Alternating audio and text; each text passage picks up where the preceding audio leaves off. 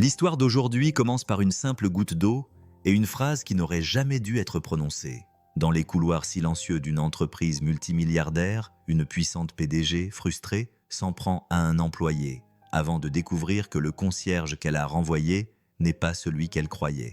Loin de là. S'ensuit alors un parcours marqué par la dignité, la rédemption et une vérité capable de changer le cours de bien plus qu'une simple transaction commerciale. Restez avec moi, car parfois, la personne que le monde ignore est celle qui détient la clé de tout. La PDG milliardaire se moqua du concierge en japonais, puis se figea lorsqu'il répondit parfaitement. Cette nuit-là, le bâtiment respirait comme un être vivant. La tour de verre de Lock Global bourdonnait de tension, ses bouches d'aération soupiraient, ses lumières vrombissaient de l'insomnie d'une entreprise au bord du gouffre. Bien après minuit, les étages supérieurs ne ressemblaient plus à des bureaux, mais plutôt à un centre de commandement avant une guerre. Les téléphones sonnaient avec une urgence métallique aiguë. Les claviers cliquetaient frénétiquement. Les pas nerveux de quelqu'un résonnaient dans le hall de marbre comme un cœur qui battait à un rythme irrégulier. Et puis, il y eut ce bruit qui couvrit tout le reste. Le claquement staccato et implacable des talons de Vivian Lock. Clic, clic, clic. Chaque pas reflétait une autorité acquise au fil des décennies, et chaque respiration semblait tendue, comme si elle avait enroulé des fils d'acier autour de ses côtes. Ce soir était important. Ce soir était le genre de soirée qui mettait fin à des carrières ou créait des légendes. Si elle ne parvenait pas à conclure le partenariat historique avec le conglomérat Sato, le conseil d'administration resserrerait l'étau qu'il avait discrètement préparé depuis des mois. Elle pouvait sentir la pression même dans l'air recyclé.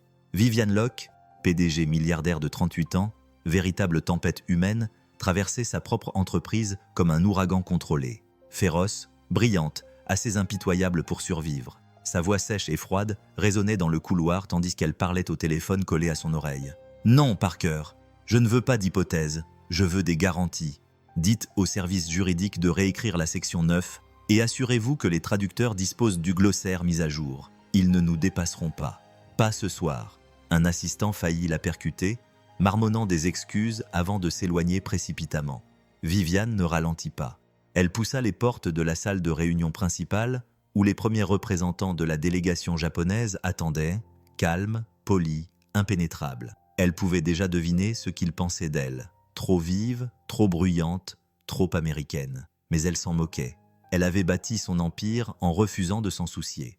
De l'autre côté de la pièce, imperceptible au premier abord, un léger bruissement rythmique se fit entendre. Ethan Cole était en train de nettoyer le sol en silence. Une légère odeur de nettoyant au citron flottait autour de lui, se mêlant à l'odeur âcre de l'encre d'imprimante. Dans le coin près de la porte, sa fille Maya, une petite fille de 7 ans aux yeux endormis, était assise en tailleur sur le sol, un livre de coloriage posé sur ses genoux.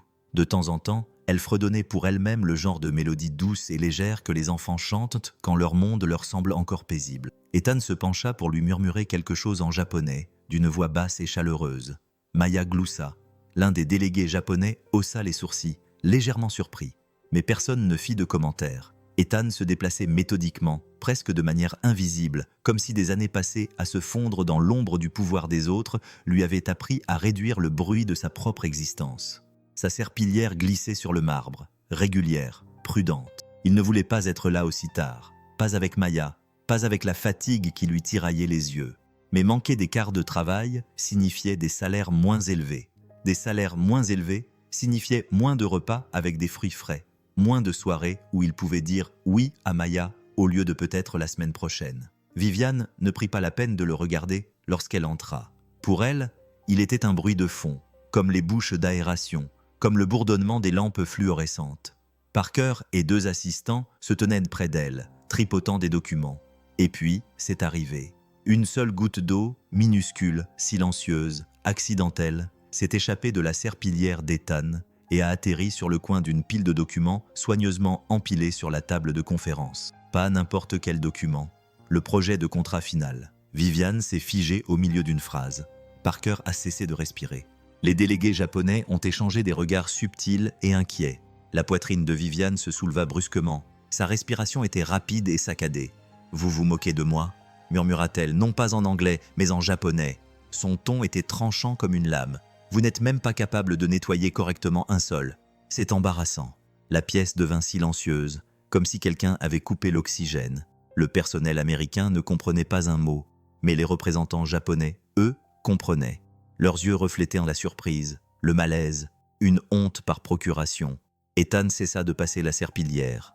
Lentement, péniblement, lentement, il leva les yeux vers elle. Les bruits de fond de la pièce semblaient s'atténuer, réduisant tout au faible cliquetis de l'horloge murale et au son lointain de la sonnerie de l'ascenseur. Sa voix, lorsqu'elle se fit entendre, était calme, trop calme. « Je m'excuse d'avoir mouillé les documents. » N fit une pause, laissant le silence s'installer.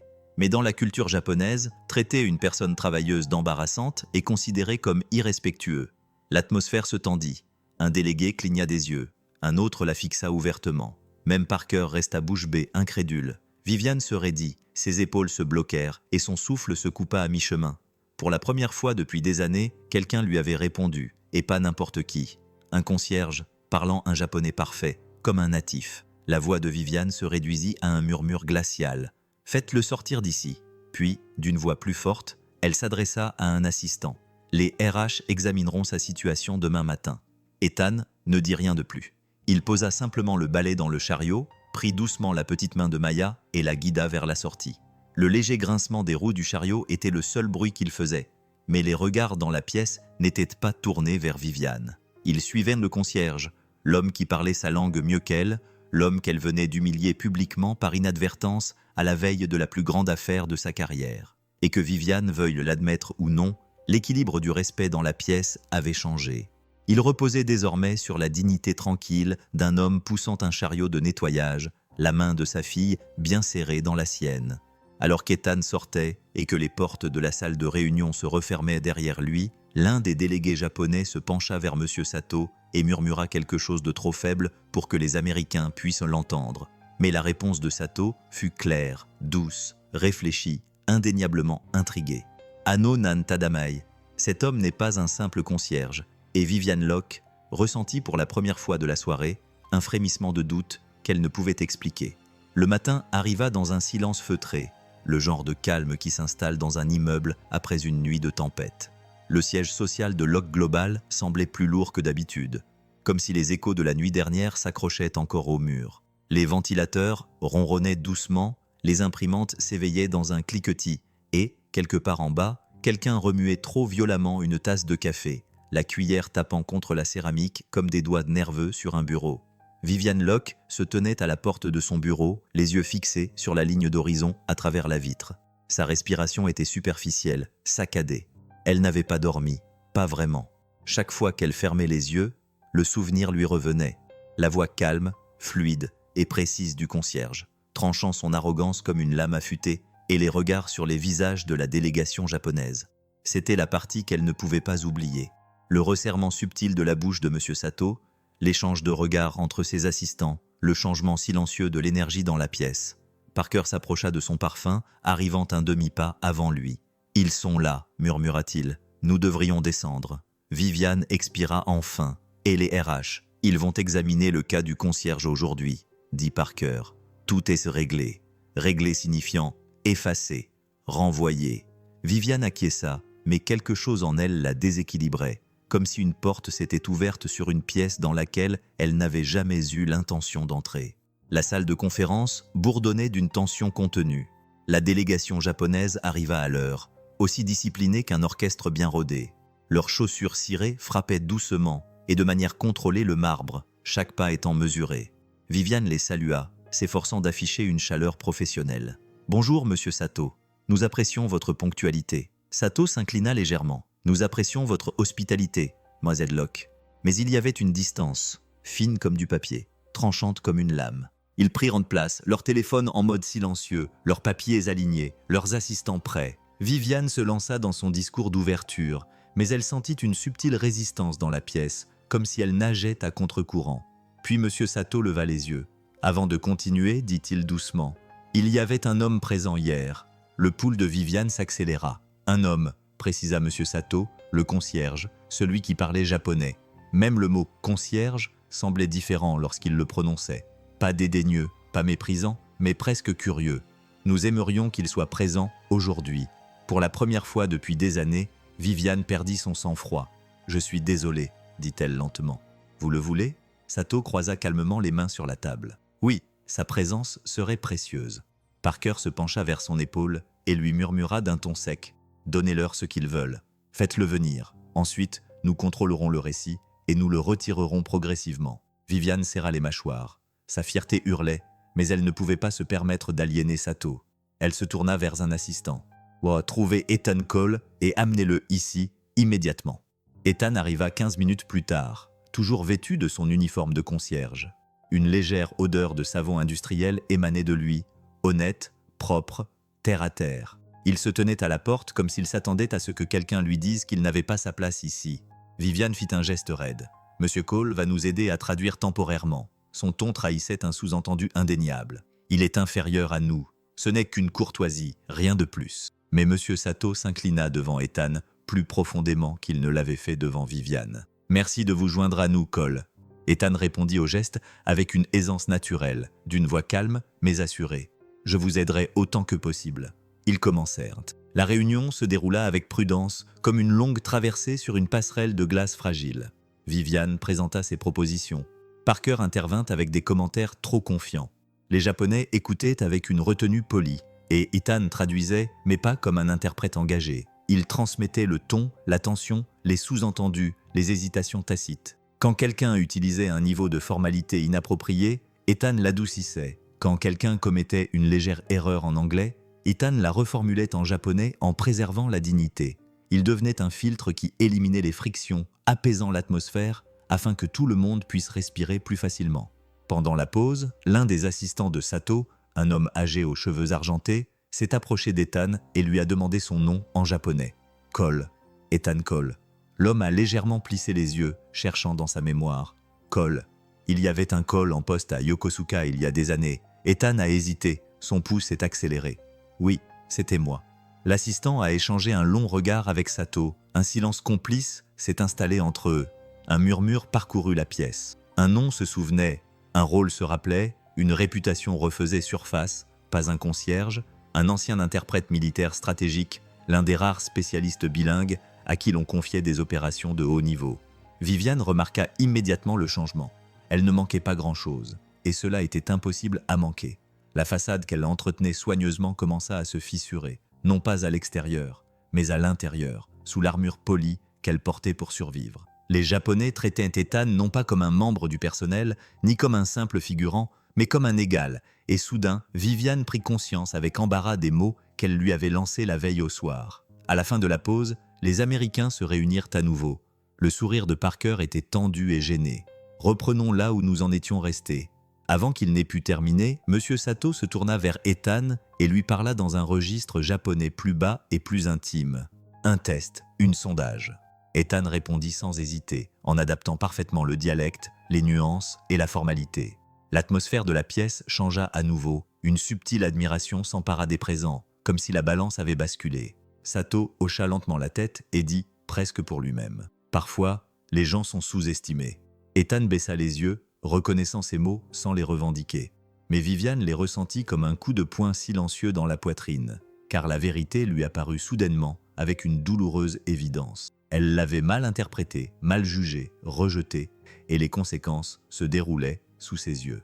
Alors que la réunion reprenait, Ethan reprit place, calme, stable, indéniablement compétent, et pour la première fois, Viviane ne vit pas un concierge assis en face d'elle. Elle vit une menace pour son contrôle, pour la position de Parker, pour la hiérarchie soigneusement établie dont elle dépendait. Ce qu'elle ne savait pas encore, ce qu'elle ne pouvait même pas imaginer, c'était qu'Ethan Cole n'était pas seulement une menace pour son pouvoir. Il était sur le point de devenir la seule personne capable de sauver toute sa carrière. L'appartement d'Ethan l'accueillait toujours de la même manière, d'abord calme, puis chaleureux. Une douceur qui l'enveloppait, lui et Maya, dès que la porte se refermait derrière eux. Ce soir-là, cependant, le silence semblait plus pesant. Il le suivait comme une longue ombre, depuis les couloirs immaculés de Lock Global jusqu'à ce petit espace de vie. Le faible bourdonnement du vieux réfrigérateur remplissait le silence. Une bouilloire s'alluma. Le parquet craqua doucement lorsque Maya courut devant lui, ses pas légers et familiers. Elle posa son sac à dos près du canapé et retira ses chaussures avec la grâce maladroite dont seule une enfant de 7 ans est capable. « Papa, je peux répéter les mots que maman m'a appris ?» Ethan expira la fatigue qui lui pesait sur les épaules et se détendit un peu. « Bien sûr, ma chérie. » Maya grimpa sur le canapé et sortit un cahier usé de sous les coussins. La couverture était effilochée et les coins cornés. À l'intérieur, on pouvait lire de simples phrases en japonais, écrites de la main soignée d'Aiko. Ethan regarda ses lèvres bouger tandis qu'elle s'entraînait à murmurer. « Aishiteru, merci, je t'aime. » Elle fit une pause, puis leva les yeux vers lui. « Je l'ai bien dit ?» Sa voix était faible, pleine d'espoir. Il ravala la boule qui se formait dans sa gorge. « Parfait, » dit-il doucement. « Tout comme ta maman te l'a appris. » Maya sourit, un sourire doux et lumineux qui le touchait toujours au même endroit, et elle se remit à s'entraîner. La bouilloire siffla à nouveau. Ethan versa le thé dans la tasse ébréchée qu'Aiko aimait tant. La vapeur s'éleva, emportant avec elle un parfum d'orge torréfié qui lui serra instantanément la poitrine. Des souvenirs sonores l'accompagnèrent. Le bruissement de la blouse d'hôpital d'Aiko, le léger cliquetis de son stylo contre son bloc-notes, sa respiration délicate lorsqu'elle se concentrait. Son absence était un silence qu'il n'avait jamais appris à combler. Il posa la tasse et ferma les yeux. Des fragments du passé lui revinrent à l'esprit, le bruit inquiétant des pales d'hélicoptères au-dessus de Yokosuka. Les conversations radio en 2 langues, la voix calme et posée d'Aiko, apaisant les blessés pendant un exercice d'évacuation nocturne. Le moment où il l'avait vue lui sourire pour la première fois, douce et fatiguée, mais incroyablement chaleureuse, puis le son aigu et cruel, il ne pourrait jamais oublier le bip frénétique dans la chambre d'hôpital la nuit où elle n'avait pas survécu. Son souffle coupé, la voix étouffée du médecin, le bourdonnement creux dans ses oreilles. Après cela, il se força à revenir au présent. L'appartement sentait légèrement le thé chaud et la lessive. Le radiateur cliquetait, essayant de lutter contre le froid hivernal. Maya fredonnait doucement, en traçant chaque caractère du bout du doigt. Cette vie, cette petite vie modeste, était tout ce qu'il voulait. Il regarda l'heure. Viviane avait demandé aux ressources humaines de s'occuper de lui. La délégation de S voulait qu'il soit présent dans la salle. Parker l'avait regardé comme un loup regarderait une menace déguisée en mouton. Ethan se frotta les yeux. Il s'était promis de ne jamais retourner dans le monde qu'il avait connu autrefois. Le monde des négociations de pouvoir, des guerres culturelles dissimulées sous des apparences de politesse, et toutes les cicatrices qu'il en avait retirées. Ce monde lui avait coûté plus que des gens comme Viviane Locke ne pouvaient l'imaginer. Il n'était plus qu'un concierge désormais, par choix, par nécessité, pour survivre. Le téléphone sonna. Il se raidit. Un appel à cette heure-ci n'était jamais bon signe. Il décrocha. Ici, Ethan. Monsieur Cole. Bonjour. La voix appartenait au directeur des ressources humaines. Brève et polie. La politesse était toujours un signe de danger.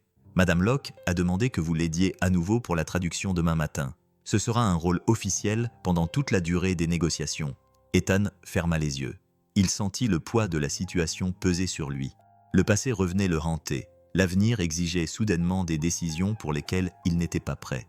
Il hésita. Je vais y réfléchir. C'est compréhensible. Mais ils auront besoin d'une réponse rapidement. Il raccrocha. Maya, toujours assise en tailleur, le regardait avec des yeux curieux. « Papa ?»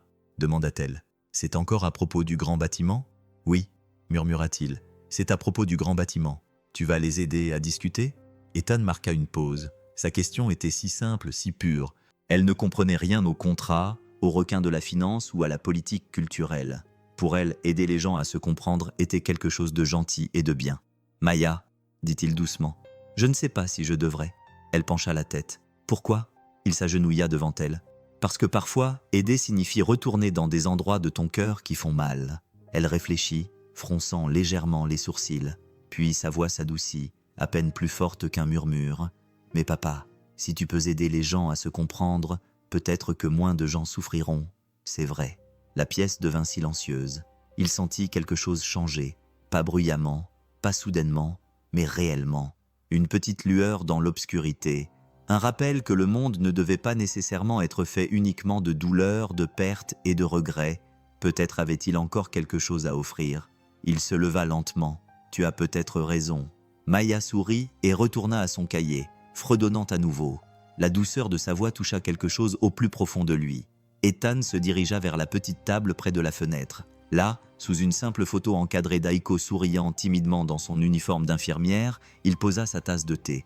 Il fixa la photo de la femme qui lui avait appris l'humilité, la patience et la beauté de la rencontre entre deux cultures. Il parla doucement, dans un murmure destiné uniquement à sa mémoire. « Je vais réessayer », murmura-t-il. « Mais cette fois, je vais m'y prendre différemment. » Une résolution tranquille s'installa en lui. Ce n'était ni de la confiance, ni de l'ambition, juste la vérité. Le genre de vérité qui s'installe doucement en une personne lorsqu'elle cesse de fuir son propre moi. Il rappela les ressources humaines. « C'est Ethan Cole, dit-il. Je serai là demain matin. » Il raccrocha, sentant l'appartement respirer autour de lui, chaud, stable, vivant. Alors qu'Ethan bordait Maya dans son lit et éteignait la lumière, un doux bourdonnement provenant de la ville s'infiltrait par la fenêtre. Son esprit était calme jusqu'à ce qu'une pensée soudaine et importune s'y immisce. S'il retournait dans cette salle de réunion, il ne se contenterait pas de reprendre les négociations. Il retournerait dans le passé qu'il avait passé des années à essayer de fuir. Et quelque chose lui disait que le passé n'en avait pas encore fini avec lui. Le lendemain matin arriva dans un silence métallique et vif. Les étages supérieurs de Locke Global bourdonnaient déjà d'activité, mais sous le bruit se cachait quelque chose de plus discret. Une tension sous-jacente se propageait dans les couloirs aux parois de verre. Viviane Locke la ressentit dès qu'elle sortit de l'ascenseur réservé aux cadres. Ses talons claquaient sur le sol poli, résonnant sur l'acier et le verre. Le bâtiment semblait froid, même si les bouches d'aération soufflaient de l'air chaud. Les gens se redressaient lorsqu'elle passait. Les assistants retenaient à leur souffle. Elle se tenait comme quelqu'un de déterminé. Pourtant, intérieurement, son pouls tremblait, ce qu'elle n'osait pas admettre. Aujourd'hui était encore plus important qu'hier, et elle sentait le poids se resserrer. Elle entra dans la salle de réunion où le président du conseil d'administration et deux membres seniors discutaient à voix basse et sérieuse. Leurs voix se turent lorsqu'ils la virent. « Viviane, » dit le président, « nous devons conclure cet accord sans accroc. Pas de faux pas, pas de surprise. » Une pause appuyée. Elle savait exactement ce qu'il voulait dire. Des surprises comme un concierge la corrigeant dans un japonais parfait. Viviane leva le menton. « Vous aurez cet accord. J'ai fait tout ce qui était nécessaire. » Mais le président se pencha en avant, le ton contrôlé. « Certains membres se demandent si vous ne laissez pas vos émotions obscurcir votre jugement. Ils se demandent si vous n'êtes pas en train de changer. » Il fit une pause. Trop réactive, trop fragile. Une sensation de froid lui noua l'estomac. Parker intervint doucement, presque avec sympathie. Ils veulent juste être rassurés et vivent. Les gros contrats rendent les gens nerveux. Vive, il n'utilisait cette expression que lorsqu'il prétendait être de son côté. Viviane inspira par le nez, stabilisant sa voix. « Je conclurai l'accord et je garderai toutes les variables sous contrôle. » Il semblait satisfait pour l'instant. La réunion prit fin, la laissant seule avec Parker. Le bourdonnement des ventilateurs remplissait le silence comme un avertissement. Parker s'approcha d'elle et baissa la voix. « Tu connais le conseil d'administration. Ils admirent la force. Hier soir, tu n'étais pas au mieux de ta forme. » Elle serra les mâchoires. « J'ai géré la situation. »« Vraiment ?» demanda-t-il doucement. « Parce que de là où j'étais, on aurait dit que tu avais laissé un concierge voler la vedette dans une salle remplie de costumes valant des milliards de dollars. » L'accusation la frappa comme un coup de poignard. Elle se détourna. « Je n'ai pas besoin d'un sermon. »« Non, » murmura Parker. « Mais tu as besoin d'un rappel. Quand tu montres une faiblesse, le conseil d'administration tourne autour de toi comme des requins. » Viviane ne répondit pas. Elle en était incapable. Sa gorge était trop serrée. Car sous ses manipulations, elle entendait une vérité qu'elle ne voulait pas admettre. Elle s'était sentie hors de contrôle la nuit dernière, et cela la terrifiait. Plus tard, dans la matinée, elle trouva Ethan qui l'attendait devant la salle de réunion privée. Il se tenait raide, les mains jointes derrière le dos, une légère odeur de savon industriel flottant sur ses vêtements.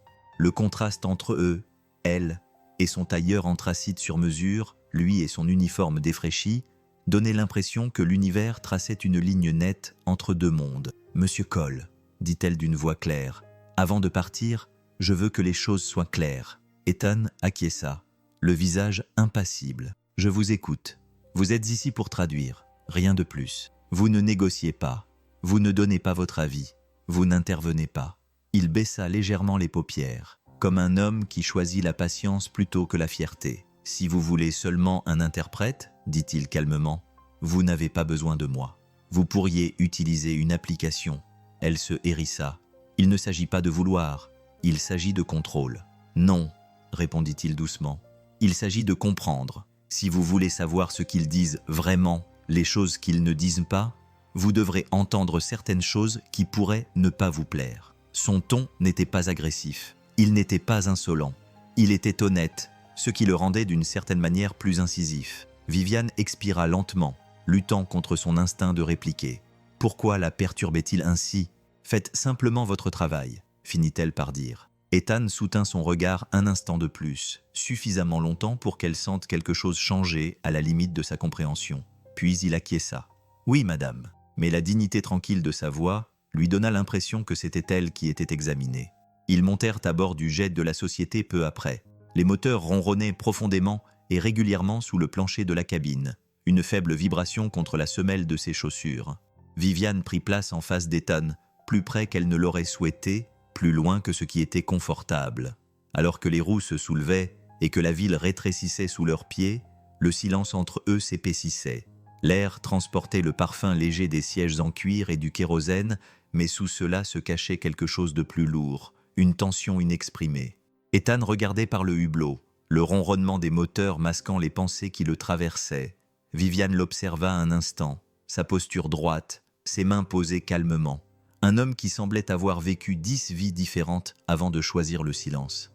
Elle ne le comprenait pas, elle n'était pas sûre de le vouloir. Mais la petite voix de Maya de la veille lui revint en mémoire. Si tu peux aider les gens à se comprendre, peut-être que moins de gens souffriront.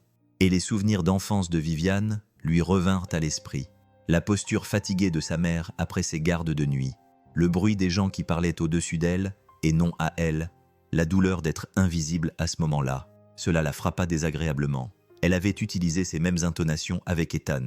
Le jet glissait au-dessus des nuages, en douceur et de manière régulière, mais à l'intérieur de la cabine, tout semblait fragile, comme du verre sur le point de se briser. Aucun d'eux ne dit un mot jusqu'à ce que Tokyo apparaisse en dessous, tel un labyrinthe scintillant de lumière et de vie. Alors que l'avion descendait dans le bourdonnement néon de Tokyo, Viviane aperçut le reflet d'Ethan dans la vitre. Il semblait calme, mais ses yeux cachaient des ombres qu'elle ne pouvait déchiffrer. Des ombres qui lui firent soudainement prendre conscience, de manière inexplicable, qu'il était plus que ce qu'elle comprenait. Elle ferma les yeux alors que le train d'atterrissage se déployait dans un grincement métallique sous leurs pieds. Une seule pensée s'imposa à son esprit, importune et indésirable, s'il le voulait. Ethan Cole pouvait tout changer, et elle ne savait pas encore si cela la terrifiait ou la sauvait. Tokyo les accueillit, non pas dans le silence, mais avec une symphonie vivante et respirante. Dès qu'Ethan sortit de l'aéroport, il sentit ces sons se superposer aux annonces du train qui résonnaient faiblement au loin. Le faible bourdonnement des taxis qui se faufilaient dans la circulation. Le doux bruissement des manteaux d'hiver qui se frôlaient. Même l'air était chargé de souvenirs. Une odeur de marron grillé provenant d'un stand voisin. Un léger parfum de mer porté par le vent vers l'intérieur des terres. Il n'avait pas réalisé à quel point ces odeurs lui avaient manqué jusqu'à présent.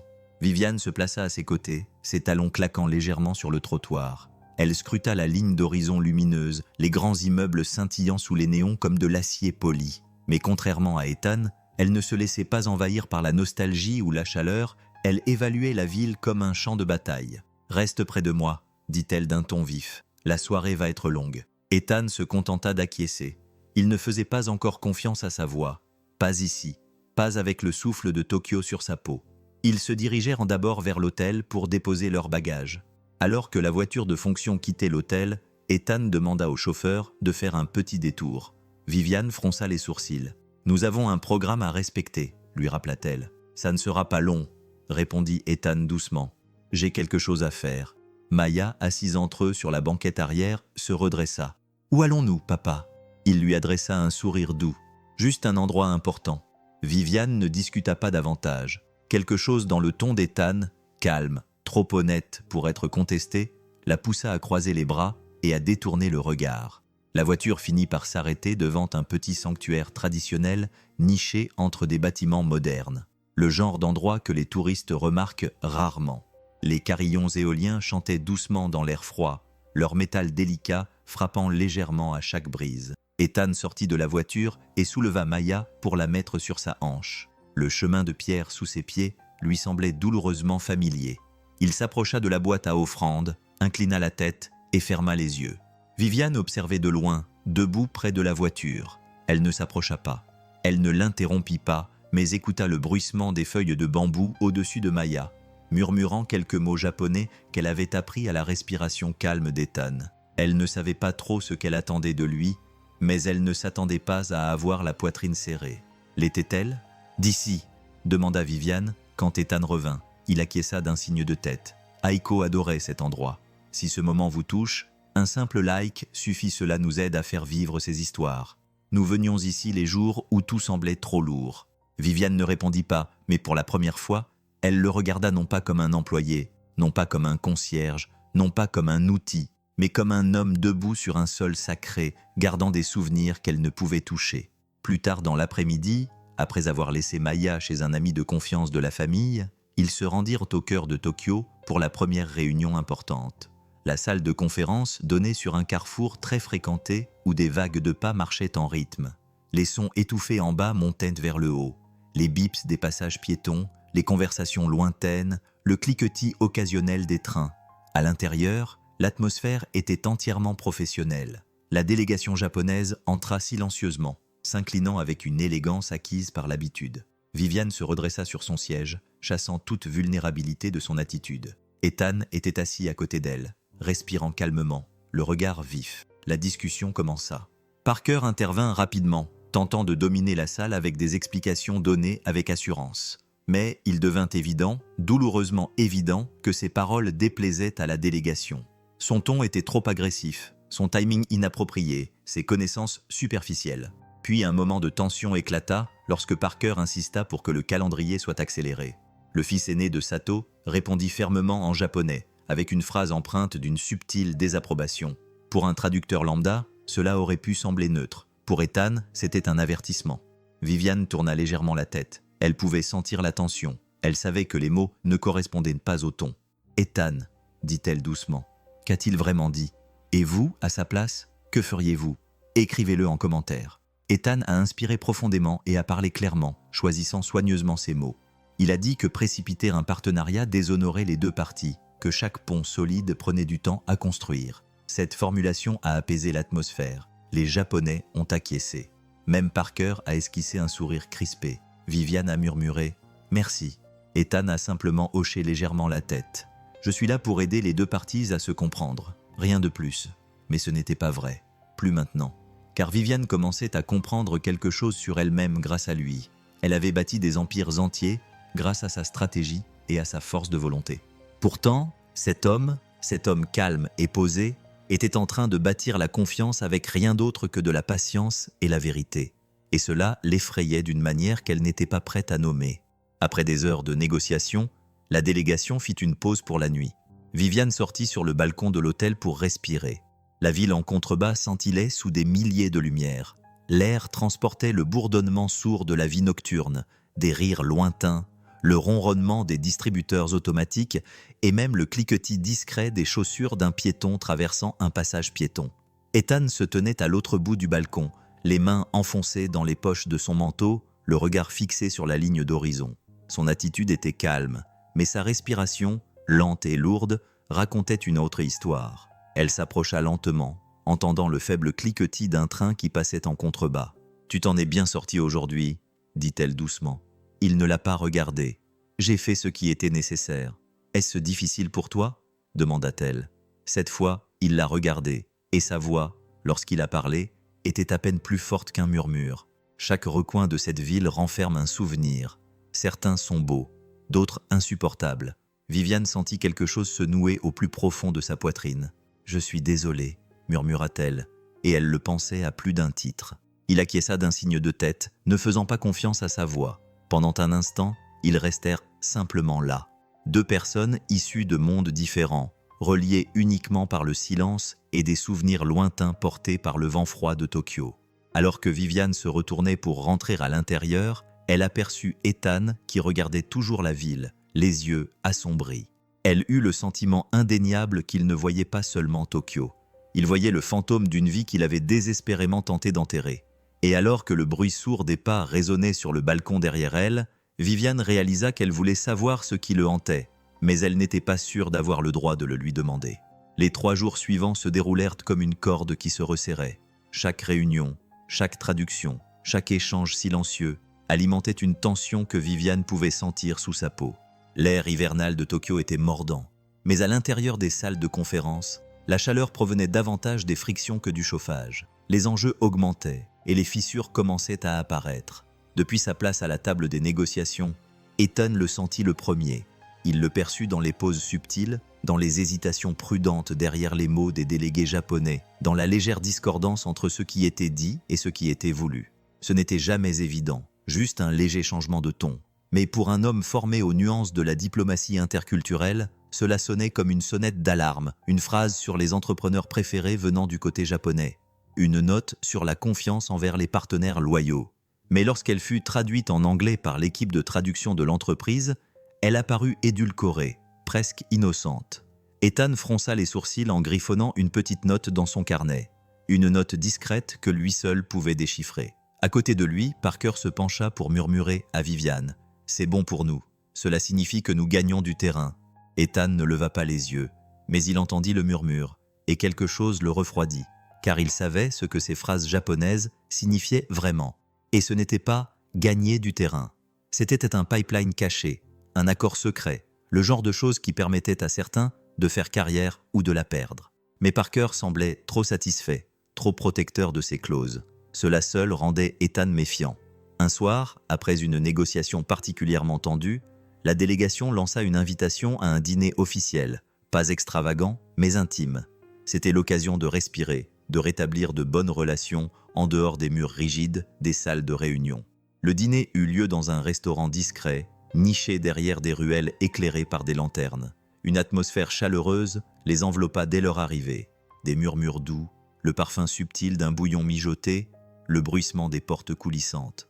Pendant le repas, Ethan suivit le rythme sans effort. Il traduisit avec la même précision et la même douceur que d'habitude, rétablissant l'harmonie lorsque la conversation risquait de déraper, amplifiant la sincérité lorsque la gratitude devait être ressentie. Viviane l'observait plus qu'elle ne l'aurait voulu. Il y avait quelque chose de désarmant dans la façon dont il menait ses conversations. Ni dominateur, ni effacé, simplement présent et absolument indispensable. Mais à mesure que la nuit avançait, l'instinct d'Ethan s'aiguisa à nouveau.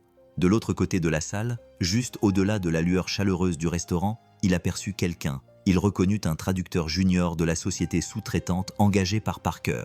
L'homme ne travaillait pas ce soir-là, mais il était là, parlant à voix basse avec un représentant d'un des sous-traitants japonais. Une petite enveloppe blanche changea de main. L'échange fut rapide, trop rapide. Ethan retint son souffle. Il n'était pas le seul à avoir vu la scène. L'un des fils de Sato l'avait également remarqué. Son regard se posa un instant sur Ethan, interrogateur, reconnaissant, puis il retourna à son verre. Ethan garda son visage impassible. Il n'attira pas l'attention, mais à l'intérieur, un vieil instinct militaire se réveilla. Quelqu'un manipulait la traduction, quelqu'un détournait discrètement le langage à son avantage, et il avait une très bonne idée de qui en bénéficiait le plus. Les négociations du lendemain matin ne firent que confirmer ses soupçons. Une clause ajoutée subtilement à la dernière minute créait un accès préférentiel pour un partenaire national. La formulation était vague, trop vague. La formulation japonaise suggérait un potentiel de corruption. La formulation anglaise la rendait anodine. Pourtant, chaque fois que le sujet était sur le point d'être examiné, Parker détournait la discussion. Il détournait l'attention, lissait les choses, toujours avec le sourire. Viviane fronça les sourcils une fois, mais ne dit rien. Elle s'en remettait à l'avis juridique sur la structure à laquelle elle avait toujours fait confiance. Ethan reconnaissait trop bien ce schéma. Il l'avait vu à l'étranger. Il avait vu des accords échouer sous le poids de phrases que les gens ne prenaient pas la peine d'interpréter en profondeur. Il prit discrètement une autre note. Une tempête se préparait. Viviane s'approcha d'Ethan après la réunion, ses talons claquant bruyamment sur le marbre du couloir. Sa voix était basse et sèche. « J'ai besoin de ton avis sur quelque chose. » Elle fit une pause, cherchant son regard. « Cette clause aujourd'hui, ça t'a semblé bizarre ?» Il soutint son regard. « Oui. » Son pouls s'accéléra. « Pourquoi n'as-tu rien dit ?»« Parce que tu m'as dit de ne pas m'immiscer, » répondit-il calmement. Juste de traduire. Son souffle se coupa légèrement, mais suffisamment pour laisser place à la culpabilité. « Je ne voulais pas dire que tu devais ignorer quelque chose de préjudiciable. Tu n'étais pas prête à l'entendre, » répondit-il doucement. Elle ressentit cela comme une vérité silencieuse qui pesait sur une profonde blessure. Parker s'approcha, avant qu'elle n'ait pu répondre. Son sourire était crispé, sa voix plus douce que de l'huile sur du verre. « Viviane, nous devons parler du programme de demain et nous devons parler de Cole. » Ethan se raidit, mais Viviane ne dit encore rien. Son silence était lourd, incertain, vulnérable. Parker en profita. « Viv, tu fais trop confiance à quelqu'un dont le passé est instable. » Ethan serra les mâchoires, Viviane plissa les yeux. « Qu'est-ce que ça veut dire, Parker ? Tu sais exactement ce que ça veut dire, » dit-il calmement. « Il a un passé militaire, des épisodes de stress post-traumatique. Il y a eu des incidents. » Le cœur de Viviane fit un bond. Elle se détestait pour le doute qui l'envahissait. Parker continua, la voix empreinte d'une fausse inquiétude. « S'il craque pendant les négociations, s'il perd le contrôle, es-tu prête à risquer toute ta carrière pour la stabilité émotionnelle d'un concierge ?» Les mots tombèrent avec précision, cruels, ciblés.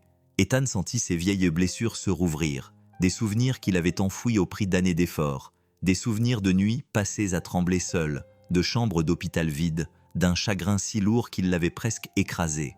Il ne broncha pas visiblement, mais le tremblement de sa main le trahit. Viviane le vit. Elle ne connaissait pas l'histoire derrière tout cela. Elle ne connaissait pas la douleur qu'il portait en lui, mais elle savait que Parker avait touché un point sensible cette nuit-là dans sa chambre d'hôtel. Ethan était assis seul à son petit bureau, le bourdonnement de la ville résonnant à travers les doubles vitres. Il relut les notes qu'il avait prises, des phrases, des flèches encerclées reliant des concepts, des moments qui ne lui avaient pas semblé cohérents. Sa main trembla à nouveau lorsqu'il arriva à une ligne spécifique, une expression japonaise utilisée plus tôt dans la journée, une expression qu'Aiko avait utilisée autrefois, une expression liée à la nuit où il l'avait perdue. Le bruit d'un train qui passait fit légèrement vibrer la pièce. Il sursauta sans le vouloir. Un vieux traumatisme réveillé par la langue. Il ferma les yeux et expira bruyamment. Alors qu'Ethan posait son carnet, le tremblement de sa main s'aggrava. Les mots de Parker résonnaient dans son esprit comme un écho qui raclait de vieilles cicatrices. De l'autre côté de la ville, un train siffla au loin, d'un son aigu, soudain et familier. Ethan ouvrit les yeux, le souffle court. Tokyo ne faisait pas que raviver ses souvenirs. Elle le replongeait dans ceux-ci. Et le véritable danger, celui que ni lui ni Viviane ne pouvaient encore voir, était que le contrat n'était pas la seule chose sur le point de s'effondrer. L'air nocturne de Tokyo était légèrement frais, le genre de fraîcheur qui s'insinuait sous les manteaux et se posait sur la peau. Après une journée épuisante de négociations, Ethan quitta le hall de l'hôtel, les épaules légèrement voûtées par la fatigue, qui le tirait vers le bas comme la gravité. Il voulait juste aller chercher Maya chez l'ami de la famille qui la gardait. Il voulait de la chaleur, du calme, quelque chose de familier. Mais le destin en avait décidé autrement. Il venait à peine de s'engager dans la rue calme à l'extérieur de l'hôtel lorsqu'il entendit quelqu'un l'appeler. Cole et Ethan se retourna.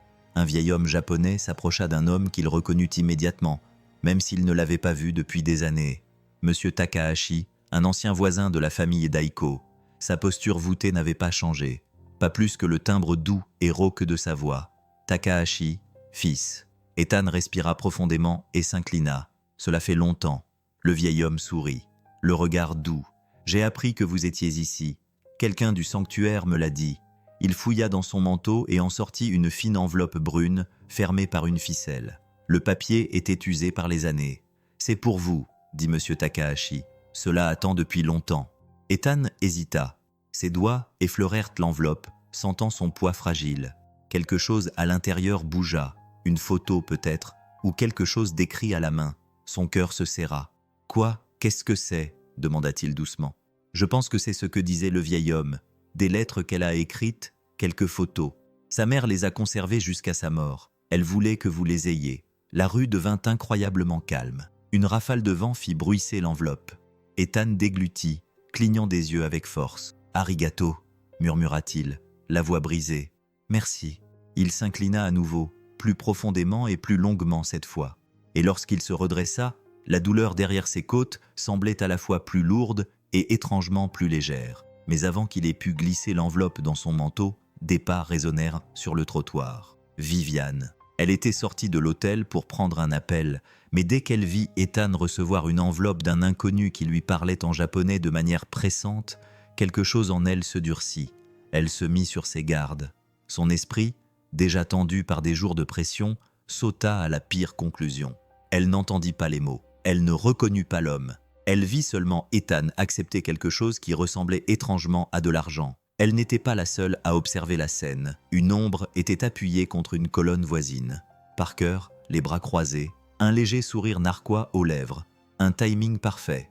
Viviane s'approcha de lui, ses talons fendant le silence comme une lame. « Monsieur Cole », dit-elle d'une voix basse et maîtrisée. « Tout va bien ici ?»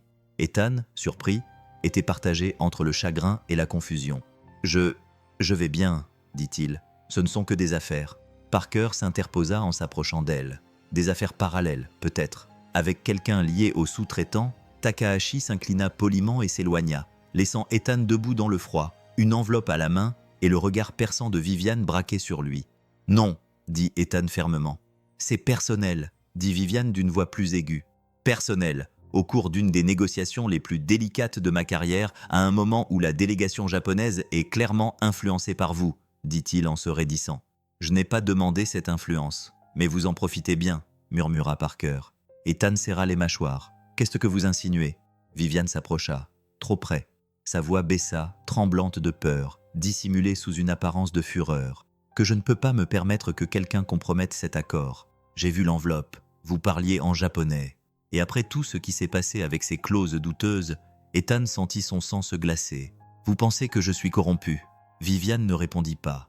Mais le silence peut être un verdict en soi.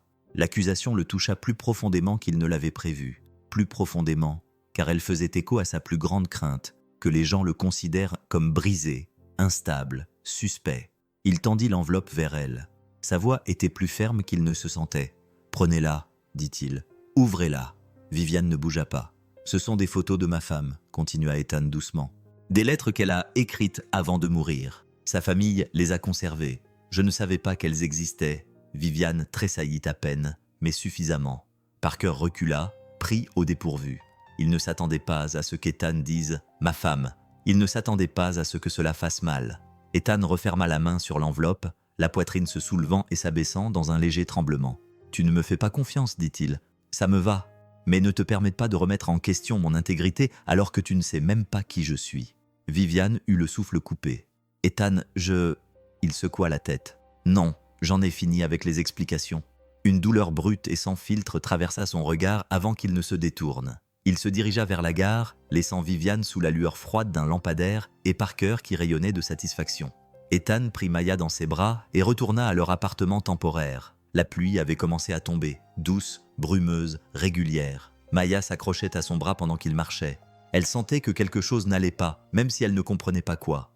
De retour à l'appartement, Ethan s'assit finalement sur le sol, Maya se blottissant contre lui comme elle le faisait toujours. « Papa » murmura-t-elle. « On a fait quelque chose de mal ?» Cette question le frappa plus durement que toutes les accusations de Viviane. Il ferma les yeux et la serra contre lui. « Non, ma chérie » murmura-t-il. « On n'a rien fait de mal. » Mais sa voix tremblait, sa main tremblait, tout son monde tremblait. Dehors, la pluie murmurait doucement contre la fenêtre, régulière, rythmée, presque compatissante. À l'intérieur, Ethan serrait l'enveloppe contre sa poitrine. Une bouée de sauvetage vers le passé, une blessure rouverte, un rappel de l'amour et de la perte. Il ne savait pas ce que demain lui réservait. Il savait seulement qu'il avait été chassé du seul endroit où il avait enfin recommencé à compter. Alors qu'Ethan berçait doucement Maya, le téléphone posé sur le comptoir vibra pour signaler un message de Locke Global. « Ethan Cole, votre rôle de conseiller est suspendu avec effet immédiat. D'autres informations suivront. » Ethan fixa l'écran, le souffle coupé, suspendu, non seulement incompris, non seulement mis en doute, mais rejeté. Et dans le calme de ce petit appartement de Tokyo, il sentit le passé et le présent s'entrechoquer, et aucun des deux n'en avait encore fini avec lui. Le matin se leva sur Tokyo avec une lumière pâle et tamisée, douce, presque apologétique. Pourtant, à l'intérieur du centre de conférence situé dans un gratte-ciel, l'atmosphère était tout sauf douce. Sans Ethan, la salle de réunion semblait plus froide, plus tendue, comme si un fil invisible qui maintenait l'équilibre s'était rompu pendant la nuit. Viviane entra dans la pièce avec une posture parfaite, chaque mouvement précis et contrôlé. Mais sous cette surface impeccable, quelque chose en elle était perturbé. Elle avait à peine dormi. Son esprit repassait en boucle l'expression d'Ethan, blessé, violé, trahi. Sa voix lorsqu'il avait dit « Tu ne me fais pas confiance », elle résonnait comme une blessure à l'intérieur de sa poitrine. Mais elle ne se permit pas de ralentir. Elle ne pouvait pas. Pas avec la moitié du conseil d'administration qui regardait à distance. pas avec la délégation japonaise qui s'éloignait de plus en plus à chaque heure qui passait. La réunion commença. Le traducteur de l'entreprise prit la place d'Ethan. Les délégués japonais s'inclinèrent poliment, mais avec nettement moins de chaleur. Le changement était subtil, mais pour quelqu'un comme Viviane, entraîné à déceler les avantages et les menaces, il était indéniable. Parker se pencha en avant avec assurance. « Reprenons là où nous en étions, d'accord ?» Mais Viviane sentit que quelque chose n'allait pas dès que le fils aîné de M. Sato prit la parole. Ses mots étaient précis, mesurés, mais la version du traducteur était trop douce, presque édulcorée. Viviane fronça les sourcils. Elle ne connaissait pas le japonais, mais elle savait reconnaître les intonations, car sa vie dépendait de sa capacité à lire les gens, et elle sentait qu'il manquait quelque chose. Puis cela se reproduisit. Cette fois, Sato lui-même mentionna un concept, Nanoebi, le serpent dans le jardin. Le traducteur sourit légèrement en livrant la version anglaise. Il dit qu'il s'inquiète des risques externes. Externes. Viviane hocha la tête. Cela ne correspondait pas à ce qu'elle avait entendu. Les yeux de Sato se plissèrent de manière presque imperceptible, une expression qu'elle comprenait mieux maintenant après avoir observé Ethan traduire les nuances comme s'il s'agissait de respirer. Parker ne le remarqua pas. Ou peut-être s'en moquait-il. Il se joignit à la conversation. « Je suis tout à fait d'accord. Et Locke Global est prêt à assumer l'entière responsabilité de toute menace extérieure. » Sato l'interrompit avec une phrase ferme et concise en japonais.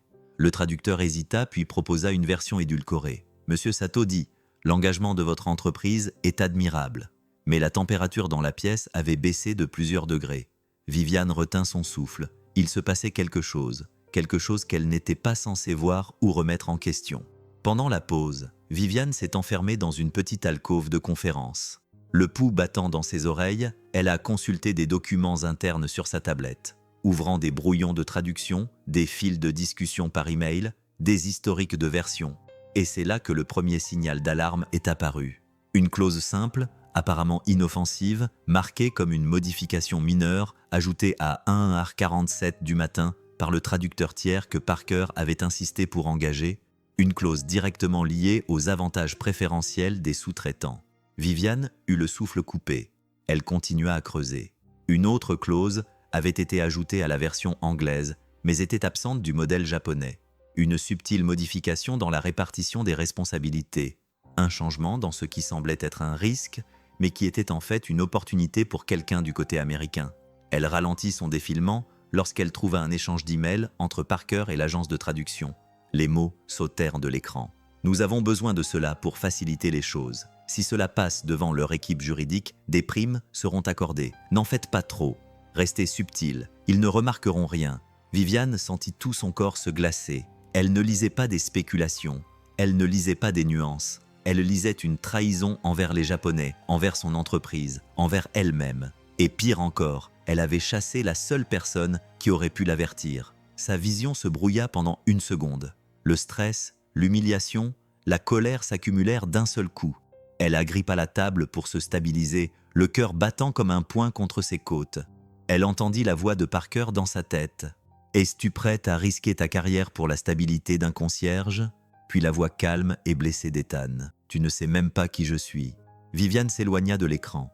La paroi de verre derrière elle reflétait une version d'elle-même qu'elle ne reconnaissait pas. Dure, froide, fragile. Une femme qui était devenue exactement ce qu'elle s'était juré de ne jamais être. Elle vit des images fugaces de sa mère dans un uniforme de nettoyage défraîchi. Des gens qui passaient à côté d'elle comme si elle était invisible. Leur ton dédaigneux, leur jugement, leur cruauté. Et Viviane comprit, c'est ce que j'ai fait à Ethan.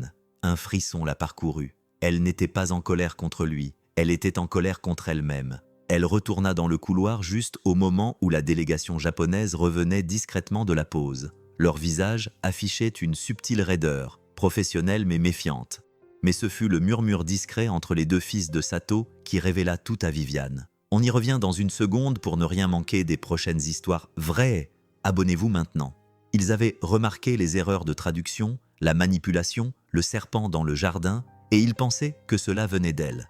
Sa poitrine se serra douloureusement. Elle avait besoin d'Ethan, non pas en tant que traducteur, mais en tant que seul pont restant qui n'avait pas été empoisonné. Elle quitta brusquement la salle de conférence, ignorant Parker qui l'appelait. Elle marchait vite, trop vite. Ses talons claquaient comme des accusations sur le sol poli. Sa respiration devint irrégulière, mais elle ne ralentit pas avant d'avoir atteint l'intimité d'une porte de sortie dans la cage d'escalier. Là, avec le faible bourdonnement de la ventilation remplissant le silence, Viviane sortit son téléphone. Son pouce plana sur le nom d'Ethan. Pendant un instant, elle hésita. Ce n'était pas une question d'affaires, ce n'était pas une question de stratégie. C'était quelque chose de bien plus difficile pour elle. Un aveu d'échec, un appel à l'aide, un moment d'humilité qu'elle avait passé des décennies à éviter. Elle prit une inspiration tremblante, puis appuya sur le bouton d'appel. Le téléphone sonna 1 fois, 2 fois, 3 fois. Viviane ferma les yeux. « Réponds, s'il te plaît. » 4 sonneries, 5, puis un léger clic.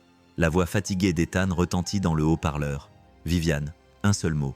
Mais elle retint son souffle, car elle ne savait pas comment dire ce qu'elle avait à dire. Elle ne savait pas comment lui dire qu'elle s'était trompée ou que sa carrière s'effondrait sans lui. Et les prochains mots qu'elle prononcerait changeraient tout. Quand Ethan répondit à l'appel, il ne semblait pas en colère. Il ne semblait pas froid. Il semblait juste fatigué, comme quelqu'un qui avait passé la moitié de la nuit à lutter contre des fantômes et l'autre moitié à essayer de convaincre sa fille que tout allait bien se passer. « Viviane », répéta-t-il, plus doucement cette fois. Elle déglutit péniblement. Le couloir devant les salles de conférence résonnait faiblement du bruit des pas lointains et du ronronnement des ventilateurs qui propulsaient l'air chaud dans le bâtiment. Mais dans la cage d'escalier, tout semblait douloureusement immobile. « Il faut qu'on parle », dit-elle, d'une voix loin d'être aussi assurée qu'elle l'aurait souhaité. Il y eut un silence, pas hostile, mais prudent. D'accord. 20 minutes plus tard, Viviane se tenait devant le petit appartement où Ethan séjournait avec Maya. Elle avait traversé la ville en taxi, tapotant nerveusement son téléphone du bout des ongles pendant tout le trajet. À présent, dans le couloir sombre, éclairé par une vieille ampoule fluorescente, elle ressentait quelque chose qu'elle n'avait pas ressenti depuis des années. Elle était intimidée par un concierge, ou plutôt par un homme sur lequel elle s'était complètement trompée. Avant qu'elle n'ait pu frapper, la porte s'ouvrit et Ethan apparut, vêtu d'un simple t-shirt, la fatigue dans les yeux, indéniable. Il sembla surpris qu'elle soit venue en personne, mais il s'écarta sans un mot. Elle entra. L'appartement était petit, mais chaleureux. Un dessin animé passait à la télévision, en japonais, à faible volume. L'air sentait les nouilles instantanées et l'adoucissant. Maya était assise à la petite table à manger et dessinait avec un crayon rose.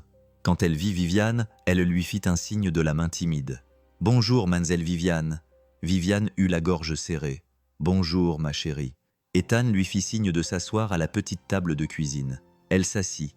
Il lui versa du thé comme si elle était l'invité d'honneur d'une suite 5 étoiles, et non quelqu'un qui venait de le suspendre. « Ethan » commença-t-elle. Mais il s'assit en face d'elle, le dos droit, le regard fixe, attendant patiemment. Attendant de l'honnêteté, attendant quelque chose qu'elle n'avait pas l'habitude de donner.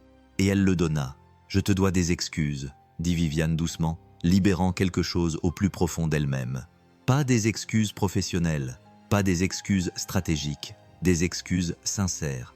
Ethan cligna des yeux une seule fois, comme s'il se préparait à ce qui allait suivre. Viviane expira bruyamment. « Je t'ai traité exactement comme les gens traitaient de ma mère. » Il leva les yeux. « Ma mère était concierge, » dit-elle doucement.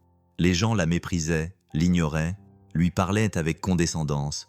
Et hier, je suis devenu le genre de personne que j'ai passé toute ma vie à mépriser. La confession flottait entre eux comme un fil fragile. Ethan ne l'interrompit pas. Viviane déglutit. « Tu ne méritais pas la façon dont je t'ai parlé, ni la façon dont je t'ai mise en doute. J'ai réagi par peur, par fierté, par pression. Choisis l'excuse que tu veux. Elles sont toutes vraies, mais aucune ne justifie ce que j'ai fait. » Sa voix tremblait. « Je suis désolé, Ethan. » Le ronronnement du réfrigérateur remplissait le silence. Ethan baissa les yeux vers ses mains. Des mains calleuses, à force de nettoyer les sols, de changer des couches, de tenir les doigts d'une femme mourante jusqu'à son dernier battement de cœur. Quand il parla enfin, sa voix était basse. « Tu n'as pas seulement douté de moi, » dit-il. « Tu as cru au pire de moi-même. » Les yeux de Viviane brillaient. « Je sais. Et tu n'as même pas demandé ce qu'il y avait dans l'enveloppe. »« Je sais, » murmura-t-elle à nouveau. Il inspira bruyamment, se stabilisant. Les parents d'Aiko avaient en gardé ses lettres. Je ne le savais pas. Je pensais que tout ce qui concernait cette partie de ma vie avait disparu. Sa voix se brisa légèrement. Hier, quelque chose s'est brisé en moi, quelque chose auquel je n'étais pas préparé. Viviane retint son souffle. « Ethan, je ne savais pas. Je ne savais rien de tout ça. »« Non, dit-il doucement. Tu n'as pas demandé. Cela lui fit mal, car c'était vrai. Puis, quelque chose d'inattendu se produisit. Maya vint se blottir contre son père, grimpant sur ses genoux. Elle se pencha vers sa poitrine, la voix douce. Papa est triste quand il pense à maman. Le cœur de Viviane se serra. Ethan embrassa les cheveux de sa fille. Ça va, ma puce. Les yeux de Maya se posèrent sur Viviane. Papa a dit que tu avais peur. Les grands ont peur aussi, n'est-ce pas? Viviane cligna des yeux. Oui, dit-elle. C'est vrai. Les enfants avaient le don de briser le silence, de laisser la vérité s'exprimer. Maya hocha la tête d'un air pensif, puis murmura « Tu devrais rester dîner. Papa fait des nouilles quand il est triste. » Viviane poussa un soupir, mi-rire, mi-soupir de soulagement devant cette simple innocence. Ethan la regarda, hésitant, l'invitant sans le dire. Elle acquiesça. « Si ça te convient, j'aimerais bien. » Le dîner était simple. Des nouilles instantanées avec des légumes coupés, un œuf à la coque et de l'huile de sésame. Mais dans ce petit appartement empreint de chaleur et d'une honnêteté tranquille, cela ressemblait à un festin. Maya bavardait joyeusement, posant à Viviane des questions bien plus profondes que n'importe quel interrogatoire en entreprise. Avez-vous une famille? Pourquoi travaillez-vous autant? Vous sentez-vous seul dans votre grand bureau? Viviane répondit gentiment, voyant des fragments de sa propre enfance se refléter dans la fille d'Ethan. Lorsque Maya retourna à ses dessins, les adultes s'assirent dans un silence feutré. Ethan finit par dire « Pourquoi es-tu ici, Viviane? Vraiment ?» Elle leva les yeux vers lui. « Parce que quelque chose ne va pas dans les négociations, quelque chose qui pourrait nous coûter tout ce que nous avons. » Elle lui montra les manipulations de traduction. « Tu savais qu'elle respirait? »« Bien sûr que je le savais, » dit-il. « C'est pour ça que j'ai pris des notes. Pourquoi j'ai essayé de t'avertir sans m'immiscer ?» La voix de Viviane s'adoucit. « J'ai besoin de ton aide demain, pas en tant que traducteur, ni en tant qu'employé, mais en tant que personne qui les comprend et qui comprend la vérité. » Ses yeux se rivèrent aux siens. « J'ai besoin que tu te ranges à mes côtés, du côté de ce qui est juste. » Pour la première fois depuis que tout ce gâchis avait commencé, quelque chose s'adoucit dans l'expression d'Ethan. Sa colère ne disparut pas, mais elle s'adoucit, tempérée par la compréhension. Il acquiesça lentement. « Alors demain, nous allons régler ça. » Viviane expira le souffle qu'elle retenait depuis des jours. Alors qu'elle se levait pour partir, elle jeta un dernier regard à Ethan, assis à la petite table avec Maya, blotti contre lui, l'enveloppe contenant les lettres d'Aiko posée délicatement à côté d'eux. Pour la première fois, Viviane ne voyait pas un concierge. Elle ne voyait même pas un traducteur. Elle voyait un homme en qui elle pouvait avoir confiance, un homme qu'elle avait failli perdre. Et demain, tout l'avenir de son entreprise, et peut-être quelque chose de bien plus personnel, dépendrait de lui. Le matin se leva, clair et froid, sur Tokyo, le genre de matinée qui donnait l'impression d'avoir retenu son souffle. La ville s'animait sous un ciel pâle, les trains se réveillaient en vrombissant, les volets des magasins s'ouvraient un à un dans un cliquetis. Mais à l'intérieur de la salle de conférence, la plus haute des bureaux de Sato, l'air était chargé d'une tension différente, d'une attente électrique palpable. Viviane arriva la première. Ses talons claquaient à un rythme lent et délibéré sur le sol ciré. Aujourd'hui, chaque pas qu'elle faisait lui semblait plus lourd, non pas à cause de la pression, mais à cause de sa détermination. Elle avait passé trop d'années à porter une armure faite d'arrogance et de peur. Aujourd'hui, elle portait autre chose. La volonté d'avoir tort, la volonté d'écouter, la volonté de se tenir aux côtés de l'homme qui avait gagné sa confiance. Elle jeta un coup d'œil au siège vide à côté du sien, celui qu'Ethan occupait avant que tout ne s'effondre. Elle ne se permit pas d'espérer trop, mais lorsque les portes s'ouvrirent et qu'Ethan entra, toute la salle changea d'atmosphère. Il portait une simple veste sombre, du genre que l'on pourrait facilement ignorer sur n'importe quel autre homme. Mais aujourd'hui, il se comportait avec une autorité tranquille qui appartenait à quelqu'un qui avait passé sa vie à naviguer avec grâce entre deux mondes. Quelqu'un qui n'avait rien à prouver et qui n'avait donc pas besoin d'armure. Un léger murmure parcourut la délégation japonaise. Reconnaissance, du respect. Viviane se leva. « Bonjour à tous ». Elle leva le menton. « Avant de commencer, j'aimerais vous présenter quelqu'un. » Tous les regards se tournèrent vers Ethan. « Voici Ethan Cole », dit-elle d'une voix calme. « Mon conseiller culturel et stratégique. » Un léger souffle s'échappa de l'assemblée tandis qu'elle poursuivait. « En matière de langue et de culture. Sa voix est ma voix. » Le traducteur se raidit. L'expression de Parker se durcit jusqu'à ressembler à un grognement, mais Sato sourit, subtilement, en signe d'approbation. Ethan s'inclina gentiment. « Je vous aiderai autant que possible. » Les rôles étant établis, la réunion reprit. La première heure s'écoula dans une politesse prudente. On discuta des chiffres, on examina les projections, dans une danse de mots et d'intentions. Mais le tournant survint au cours de la deuxième heure, lorsque le sujet revint inévitablement sur la clause qu'Ethan avait discrètement signalée quelques jours plus tôt. Le traducteur commença doucement. Il demande si Log Global confirmera l'accord avec le contractant préféré, mais Ethan leva doucement la main. « Excusez-moi », dit-il doucement. « Ce n'est pas ce qui a été dit. » Le traducteur se figea. Le fils aîné de S se pencha en avant, intrigué. Viviane acquiesça. « Continuez, Ethan. » Ethan changea de ton, adoptant un ton calme, académique, presque chirurgical. La voix d'un homme qui avait passé des années à démêler professionnellement les significations cachées. L'expression utilisée était Tokushu Kayaku Kosha, dit-il. Cela ne signifie pas un entrepreneur privilégié neutre. Cela fait référence à un partenaire qui a bénéficié d'un traitement de faveur, souvent en échange d'une compensation officieuse. Un long silence stupéfait s'abattit sur la pièce. Le regard de Sato s'aiguisa. L'un de ses fils marmonna quelque chose entre ses dents. Sa colère était à peine contenue. Parker tenta d'intervenir. « C'est une interprétation possible. »« Non, » dit Ethan doucement, mais fermement. « C'est la seule interprétation possible dans ce contexte. » Puis il passa au japonais, fluide, précis, respectueux. Il fit référence à un article de recherche qui analysait soi-disant les erreurs de traduction dans les négociations à enjeu élevé. Viviane aperçut un léger sourire sur ses lèvres. Il avait inventé cet article, mais son raisonnement était impeccable. Il expliqua comment certaines expressions avaient été historiquement déformées par des intermédiaires corrompus afin de dissimuler des accords de pot de vin. Les yeux de Sato s'écarquillèrent légèrement. Ses fils échangèrent des regards. Le traducteur à côté d'eux se raidit, pris au piège dans la toile qu'Ethan avait tissée avec un calme presque naturel. Alors que la tension montait, le traducteur fit ce que font souvent les coupables. Il donna trop d'explications. Il contesta l'interprétation d'Ethan.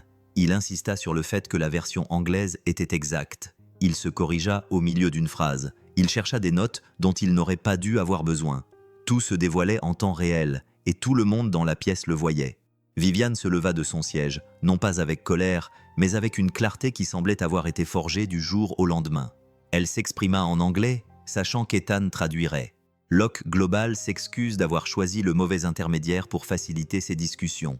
Son ton était calme, humble, sans faille. Cette erreur est la nôtre, pas la vôtre. Ethan traduisit ses paroles à la perfection. Elle a poursuivi.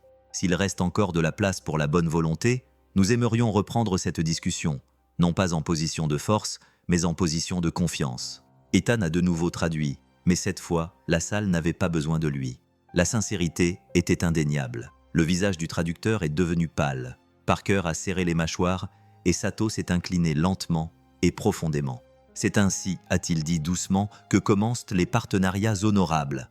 Parker tenta une dernière manœuvre, se lançant dans une tirade verbale pour défendre la clause visant à contrôler le discours. Mais Viviane l'arrêta d'une phrase glaciale. « Parker, vous pouvez quitter la salle. » Il se figea. « Vive, c'est un ordre. » Le soulagement envahit les visages de la délégation japonaise comme l'aube se levant. Parker partit avec l'expression d'un homme qui savait que le sol sous ses pieds avait finalement cédé. Avant qu'il n'atteigne la porte, une secrétaire l'intercepta avec une tablette. « Le conseil d'administration demande une séance privée avec vous. » Il pâlit. La porte se referma derrière lui et ce fut la dernière fois qu'il s'assit à une table de négociation pour Log Global. Le reste de la réunion reprit dans une honnêteté retrouvée. Le poison éliminé, la clarté s'installa. Les accords furent reconstruits, la confiance rétablie, pas de manipulation, pas d'ombre, seulement la vérité. Et au centre de tout cela, Ethan et Viviane côte à côte pour la première fois, au lieu d'être de part et d'autre d'une ligne de fracture. Les heures passèrent. Finalement, Sato ferma son classeur et se leva. Le serpent, dit-il en anglais, a été retiré du jardin. Il regarda les deux, Viviane Strong dans son humilité, Ethan, stable dans son pouvoir tranquille. Maintenant, dit Sato, nous pouvons planter quelque chose de nouveau. Alors que la délégation sortait, Viviane et Ethan restèrent derrière, debout dans le silence d'une pièce qui avait été le théâtre de leurs pires erreurs et de leurs plus grands triomphes. Viviane se tourna vers lui, le souffle court. « Ethan, dit-elle, je pense que nous avons changé l'avenir aujourd'hui. » Mais le regard d'Ethan s'adoucit, non pas de fierté, mais d'un sentiment plus profond. « Peut-être, dit-il doucement. Mais la vraie question est, que va-t-il se passer ensuite ?» Viviane n'avait pas de réponse. Mais demain, elle en aurait une. La cérémonie de signature se déroula sous les flashs discrets des appareils photos et le murmure admiratif de l'assistance. L'accord, clair, honnête, fondé sur la vérité, était officiellement conclu. Viviane se tenait au centre de l'assemblée, le stylo poli encore chaud dans sa main, le souffle régulier pour la première fois depuis des semaines. Les applaudissements l'envahirent comme un vent chaud, mais ses yeux n'étaient pas rivés sur les caméras. Ils se posèrent sur le côté de la pièce où Ethan se tenait avec Maya qui lui tenait la main, tous deux la regardant avec une fierté tranquille. Sato s'approcha, portant un petit sachet rouge contenant un talisman. « Pour votre fille », dit-il doucement à Maya. Un home-oreille pour protéger les enfants qui rappellent aux adultes comment écouter leur cœur. Maya s'inclina, les deux mains serrées autour de l'amulette. « Ariatu », murmura-t-elle timidement. Sato rit doucement. Belle prononciation. Viviane observa la scène avec une émotion qui lui gonflait la poitrine. Une émotion qu'elle n'avait pas laissé s'exprimer depuis des années. Elle expira en souriant, sans même avoir à forcer.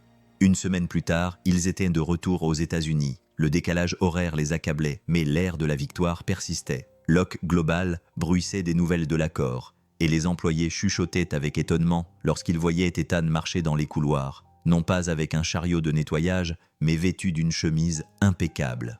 Toujours simple, toujours indéniablement lui, mais différent, ou peut-être perçu différemment. Viviane l'appela dans son bureau cet après-midi-là. Les murs de verre brillaient de la lumière chaude du coucher de soleil. Le bâtiment bourdonnait de son rythme habituel. Le cliquetis des imprimantes, le son faible des téléphones qui sonnaient, le système de climatisation ronronnait comme une marée lointaine. Ethan entra. « Vous vouliez me voir ?» Viviane acquiesça, le cœur battant plus fort qu'il n'aurait dû. « J'ai quelque chose d'important à discuter. » Il attendit, calme mais curieux. Viviane se dirigea vers la petite table près de la fenêtre. Elle lui fit signe de s'asseoir. « Ce que vous avez fait à Tokyo, ce que vous avez fait pour toute l'entreprise, Ethan, je passerai des années à essayer de vous le rendre. Tu ne me dois rien, dit-il doucement. Mais elle secoua la tête. Si, je te dois quelque chose. Elle lui tendit un dossier. À l'intérieur se trouvaient des documents, des propositions de marque, des budgets prévisionnels, des organigrammes. Il parcourut une page, les sourcils froncés. Une nouvelle division. Oui, sa voix s'adoucit. Locke Global ouvre une division d'intelligence culturelle. Quelque chose que cette entreprise aurait dû avoir depuis des années. Quelque chose dont les entreprises du monde entier ont désespérément besoin, mais qu'elles comprennent rarement. Elle fit une pause, une division fondée sur la compréhension et non sur la domination. Il leva les yeux, la poitrine serrée par une émotion qu'il n'exprimait pas. « Je veux que vous, » continua-t-elle, non pas en tant qu'employé, mais en tant que partenaire, cofondateur avec participation au capital. Silence. Pas un silence gênant, mais un silence stupéfait, haletant. « Viviane » murmura Ethan. « Je suis concierge. Tu es un stratège, corrigea-t-elle. Tu es un pont entre deux mondes. Tu es quelqu'un qui voit la vérité derrière les mots. Quelqu'un qui comprend les gens mieux que la plupart des cadres que j'ai rencontrés. » Il expira calmement, mais était secoué. C'est beaucoup à digérer. « Je sais, dit-elle doucement. C'est pourquoi je veux que la décision te revienne. Pas de pression, mais il secoua la tête. Ce n'est pas ce qui m'arrête. » Viviane s'immobilisa, remarquant la douleur lointaine dans ses yeux. « Iko, dit-elle doucement, la gorge serrée. Viviane prit une lente inspiration. « Je n'essaie pas de remplacer ton passé ou ton chagrin. Je veux juste donner à ton avenir de l'espace pour respirer. » Il détourna le regard, aux prises avec ses souvenirs, ses émotions, ses fantômes. « La dernière fois que je suis entré dans un monde de pouvoir et de négociation, j'ai perdu plus qu'un emploi. J'ai perdu. » Il fit une pause. « J'ai perdu une vie. » La voix de Viviane s'adoucit jusqu'à devenir un murmure. « Alors construisons un monde où tu peux créer quelque chose sans le perdre. » Ethan ferma lentement le dossier, puis acquiesça doucement mais fermement. « Je le ferai, mais à une seule condition. » Elle haussa un sourcil. « Dis-moi laquelle. »« Un fonds de bourse d'études. Pour des enfants comme je l'étais autrefois. Pour des enfants comme ta mère l'était autrefois. Aiko a toujours rêvé d'aider les enfants à apprendre les langues. Je veux une bourse d'études en son nom et en celui de ta mère. » Elle retint son souffle. Il continua, d'une voix basse et calme. « Ainsi, aucun enfant ayant du potentiel ne sera jamais rejeté à cause de son uniforme, de son accent ou de ses origines. » Les yeux de Viviane brillaient, non pas de larmes, mais de quelque chose de plus profond, de la gratitude, du respect. Elle tendit la main. Marché conclu, partenaire. Ethan la serra, et quelque chose de chaleureux, d'ancré, d'indéniablement juste s'installa entre eux. Des années plus tard, l'auditorium était rempli du bruissement des programmes et du doux bourdonnement des familles qui discutaient. Une bannière lumineuse était suspendue au-dessus de la scène. Cérémonie de remise des diplômes du programme de bourse d'études IEO Loc. Maya, désormais plus âgée, plus grande, la voix plus forte, monta sur le podium. Le public se tut tandis qu'elle réglait le micro. Elle s'exprima d'abord en anglais, puis en japonais. Sa voix, ferme, fière, résonnait à travers deux mondes. « Mon père nettoyait autrefois les sols d'un immeuble où personne ne connaissait son nom », dit-elle. Une femme dirigeait autrefois cet immeuble avec tant d'armure qu'elle avait oublié le son de son propre cœur. La foule rit doucement, et la vie les avait réunis à travers un malentendu, la vérité et beaucoup de guérison. Aujourd'hui, je me tiens ici parce que deux personnes ont choisi de construire ensemble quelque chose de mieux. Viviane regardait depuis le 3e rang, sa main posée légèrement sur celle d'Ethan. Elle lui jeta un regard en coin. Il n'était plus habillé comme un concierge. Il n'était pas non plus habillé comme un cadre supérieur. Il avait simplement l'air d'un homme en paix. Maya continua à parler d'une voix pleine de sincérité. Ce programme existe pour rendre hommage à deux femmes, l'une qui a donné à mon père un foyer dans sa langue, et l'autre qui a enseigné à Madame Locke la dignité, même dans le silence. Un silence émouvant et respectueux s'installa. Et ce programme existe parce que deux personnes ont appris le langage le plus important qui soit, dit Maya en souriant chaleureusement. Le langage du respect, le langage des secondes chances, le langage de l'amour. Le public éclata en applaudissements. Viviane se pencha vers lui et murmura « C'est de toi qu'elle tient cette éloquence ». Ethan rit doucement. « Pas du tout, c'est tout à elle ». Leurs mains s'entrelacèrent, pas de manière spectaculaire, pas bruyamment, juste ce qu'il fallait. Deux vies autrefois brisées, désormais stables. Deux cœurs autrefois protégés, désormais ouverts. Deux mondes autrefois divisés, désormais unis. Dans un monde obsédé par les titres et les apparences, n'oublions jamais le pouvoir discret de se voir clairement l'un l'autre. Souvenons-nous que chaque langage, parlé ou silencieux, a un sens et que parfois, l'amour commence au moment où nous choisissons de comprendre plutôt que de juger. Merci d'avoir regardé jusqu'ici. À bientôt pour la prochaine histoire.